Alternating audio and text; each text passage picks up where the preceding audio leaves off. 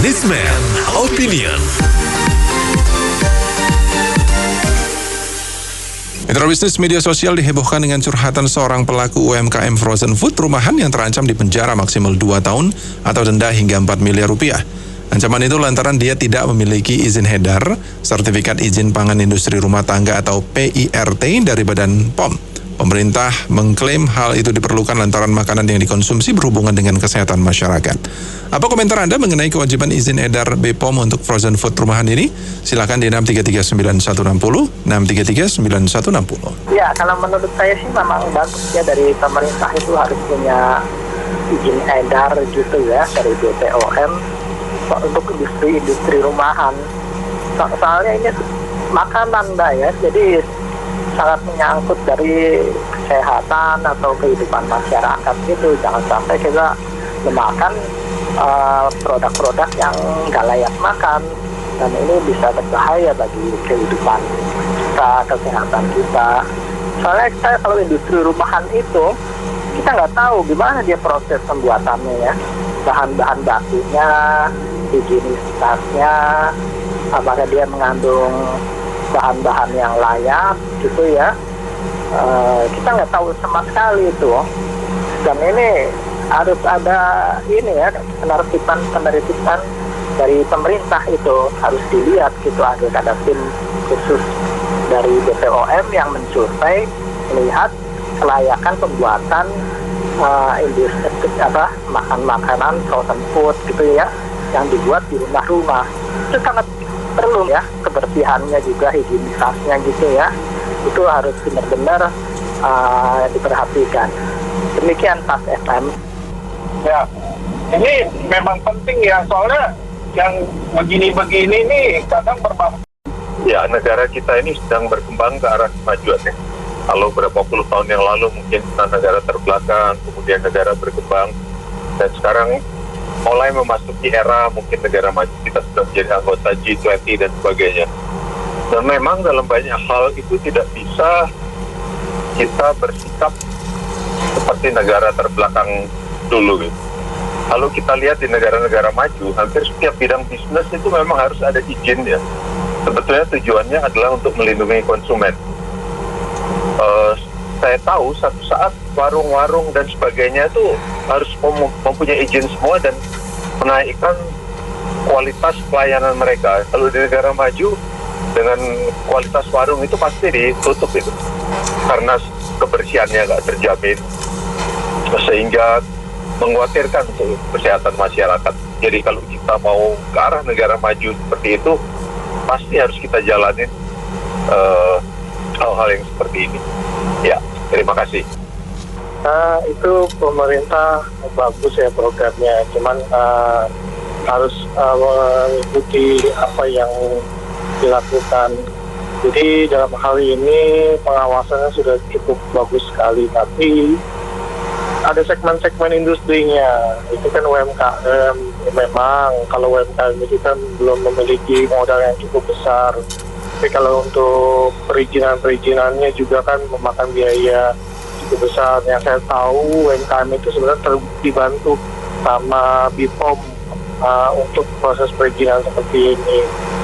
Ya kalau misalkan wajar lah kalau misalkan pemerintah seperti itu, karena banyak industri frozen seperti itu, industri besar yang sudah menggaji dan memiliki karyawan yang cukup banyak. Dengan adanya UMKM tanpa berizin, ya pasti sangat merugikan industri yang besar tersebut gitu. Terlepas itu makanan, ya kalau misalkan makanan gorengan yang di pinggir jalan itu mau ini ya harus diberlakukan, tapi kan tergantung segmennya, segmentasi industrinya. Itu saja, terima kasih. Pada saat pandemi yang masih berjalan terus ini, banyak usaha-usaha UMKM terutama di bidang makanan itu diaktifkan. Dari yang awalnya menganggap makanan ini sebagai sekunder untuk penghasilan, sekarang menjadi primer. Nah ini seringkali pada saat termasuk frozen food ini dikeluarkan, mungkin mereka tidak memiliki pengetahuan dasar tentang izin tersebut, sehingga pada saat mau berpasar itu dapat teguran Saya kira perlu kebijakan dari BP POM sendiri pada saat memberikan itu, harusnya ada edukasi dan sosialisasi atau teguran-teguran sehingga tidak langsung diberikan vonis, supaya mereka juga bisa mengetahui kalau selanjutnya apa, terus diteruskan atau terus memberikan izin. Karena selama ini kan banyak juga beredar makanan-makanan yang tanpa izin, tapi mereka sendiri yang buatnya belum tahu sepenuhnya sampai sejauh mana izin itu akan diberikan oleh BP POM. Jadi saya kira perlu edukasi dan sosialisasi yang baik buat semua pengguna jasa makanan ini, termasuk yang belum memiliki izin, sehingga mereka tahu, di samping minuman tentunya. Saya kira demikian. Ya, ini karena ini kita berbicara mengenai makanan ya. Saya kira ini memang wajib. Kalau jenis industri kecil mungkin PIRT ya, itu saya pikir itu wajib karena ini menyangkut kesehatan, hygiene dan lain-lain. Tetapi kalau kita lihat situasi sekarang dengan berkembangnya teknologi yang menggunakan media sosial, begitu banyak peluang bisnis yang terjadi di masyarakat. Nah, tentu dalam hal ini Kementerian Perdagangan dan Kementerian Perindustrian harus memfasilitasi. BPOM tetap akan melakukan tugasnya. Tetapi saya pikir harus dipikirkan cara-cara yang lebih sederhana lagi. PIRT itu caranya mungkin udah terlalu lama. Jadi seiring dengan jalan, bagaimana supaya UMKM mereka bisa mendapat semacam PIRT yang disederhanakan. Contohnya, misalnya kalau kita bicara warung dan lain-lain, apakah mereka memiliki? Kan enggak juga, banyak.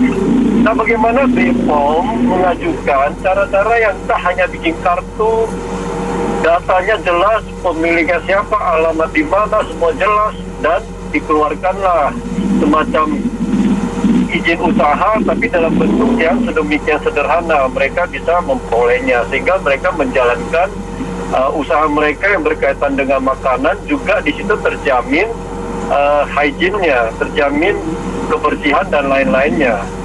Jadi semua pihak harus memfasilitasi, nggak bisa serta-merta dianggap melanggar aturan langsung didendakan ini gitu, nggak bisa.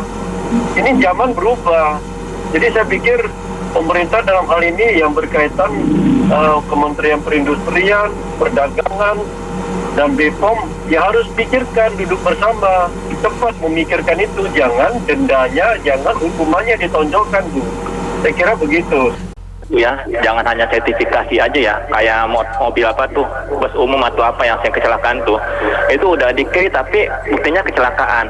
Kalau key-nya itu nggak benar gitu, misalnya sertifikasinya nggak dicek dapoinya atau apanya tuh nggak benar, dikasih duit aja, nanti juga percuma. Makanannya juga kalau bisa sih ada pengecekan kan di Amerika tuh katanya, S1 itu dicek kokinya masaknya, makanannya masih bagus atau enggak, sekali-kali dicek gitu, supaya jadi semua restoran di Indonesia itu jangan sampai menjadikan makanan yang nggak sehat gitu, yang udah basi diangetin lagi atau yang ada kecoanya. Terima kasih. Melindungi konsumen penting juga ya, tapi dendanya itu 4 miliar terlalu besar, itu gila-gilaan, nggak masuk akal. Apakah untungnya bisa sampai miliaran rupiah kalau jualan makanan usaha rumah tangga begitu? Itu saya pikir BPOM-nya yang serakah, ingin mendapat uang sebanyak-banyaknya, jadi mendenda orang begitu besar. Terima kasih. Makanan bukan soal mengandung racun atau bukan, tetapi mereka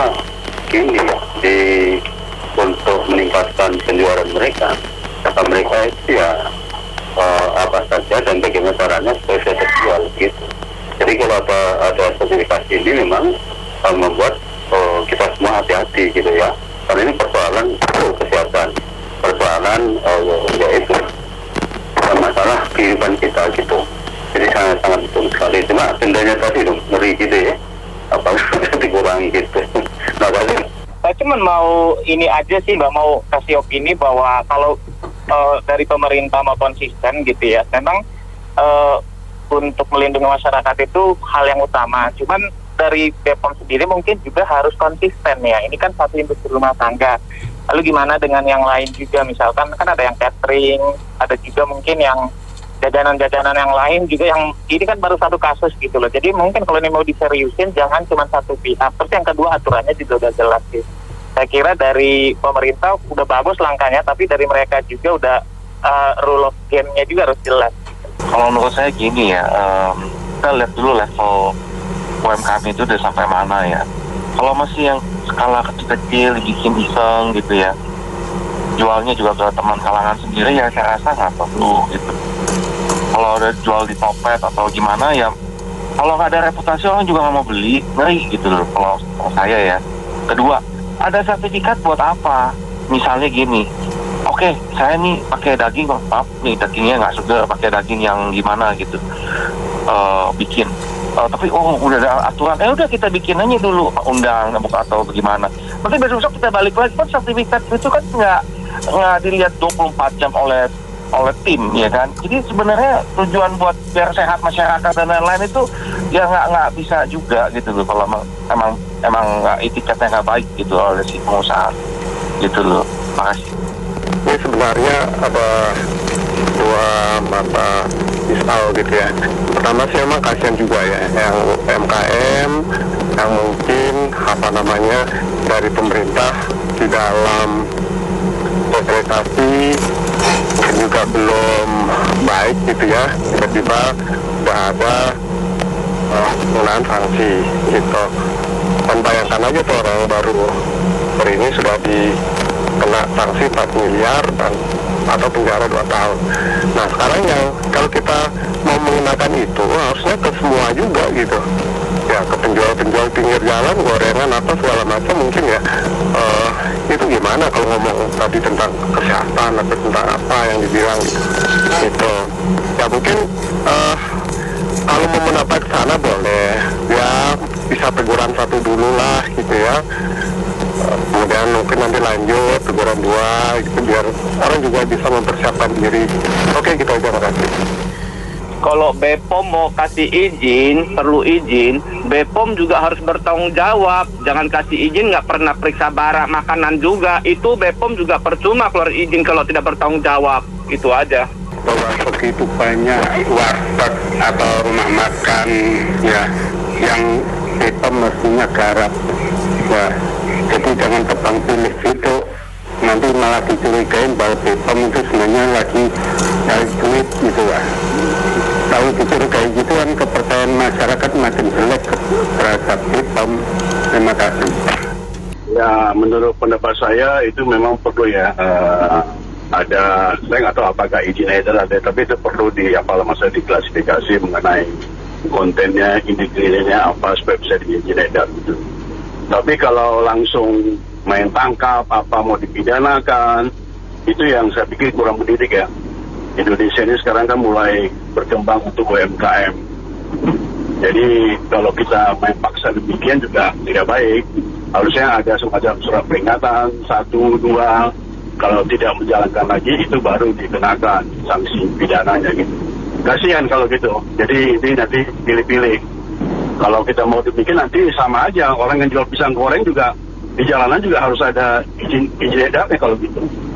Kalau mau bicara masalah demikian ya, supaya semua makanan juga harus ada untuk menjaga kesehatannya. Semua, termasuk orang yang menjualan di pinggir jalan sekaligus. Kalau mau disamaratakan ya boleh gitu. Jadi janganlah demikian dengan alasan. Akhirnya kasihan dong, kita baru mau perkembangkan UMKM dikenakan demikian. Terima kasih. Ya, menurut saya sih itu mandatory ya, nggak bisa dihindari. Perizinan itu perlu, penting ya. Masalahnya adalah sekarang pemerintah bisa tidak ya kan mensosialisasikan dengan baik, mengedukasi masyarakat dengan baik ya. Lalu apakah juga siap perizinan itu sistemnya itu memang mudah dengan online dan lain-lain, juga dengan sistem pembayaran perizinan tersebut juga lebih transparan. Jadi menurut saya kalau metodikasi dengan baik ya kan, itu akan menjadikan culture yang memang tidak mengagetkan gitu ya. Jadi, ya kan ya maklum ya kan, namanya juga UKM perlu pembimbingan dan lain-lain. Jadi pemerintah ya jangan nanggung gitu, jangan giliran sanksi pemainnya paling keras, giliran sekiranya sosialisasi ditahan-tahan. Ya, gitu aja. Terima kasih.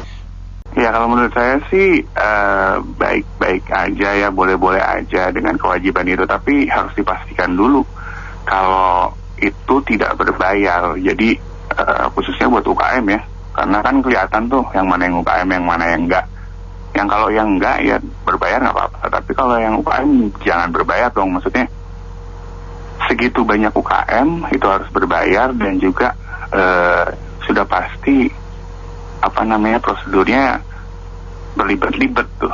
Jadi kalau menurut saya sih dipastikan dulu tidak berbayar, dan dipastikan dulu tidak ada pungli-pungli, ada meja-meja yang panjang, baru diwajibkan. Kalau sekarang masalah diwajibkan aja ya susah juga ya, karena sosialisasinya juga belum, tiba-tiba langsung dihukum. Terus yang susah lagi kalau misalnya harus bayar, apalagi ditambah lagi pungli. Waduh, itu benar-benar menyusahkan UKM. Apalagi sangat banyak ya sekarang UKM-UKM yang tumbuh akibat pandemi ini. Jadi kalau menurut saya sih dipikirin lagi dulu sebelum dilaksanakan ini peraturan. Terima kasih. Di Indonesia makanan mah ada standar. Ini kita makan hati-hati. Badan POM hanya simbol aja. Apalagi sekarang pakai label berhalal. Ya semua cek duit. Cuma simbolnya itu. Saya sih bukan mau jelekin bangsa kita ya. Ya kita lah, negara kita hati-hati. Seperti tempe oncom di pasar itu ada standar. Ya. Menurut pandangan saya, izin edar dari BPOM itu memang tujuannya baik untuk kesehatan masyarakat. Namun perlu disosialisasikan pada produsen-produsen frozen food, ya, dan juga industri makanan lainnya. Kedua, juga perlu diperhatikan agar supaya proses perizinan itu juga dibuat untuk istilahnya mendidik dan juga mempermudah usaha kecil, mikro, dan menengah ini. Nah, lanjutannya, kalau memang produsen frozen food atau industri makanan ini harus diwajibkan punya izin edar BPOM, bagaimana dengan warteg? Bagaimana dengan pedagang kaki lima? Mereka juga tidak punya izin edar, ya, tidak pernah diperiksa juga oleh BPOM. Nah, ini harus dicarikan juga solusinya. Demikian, terima kasih. Izin itu kalau bisa dipermudah, bikin di kelurahan atau kecamatan. Jadi itunya warga-warga yang berjualan itu tahu adanya harus ada izin itu. Dikabarin juga melalui BRT setempat. Kalau mereka nggak tahu, tiba-tiba ditangkap, bagaimana jadinya? Mereka juga cari duit juga susah sekarang. Jualan kayak begituan, yang keliling-keliling juga memang itu harus izin. Orang yang jualan keliling tuh yang di pinggul-pinggul itu, kalau ada izin harus dikabarin itu.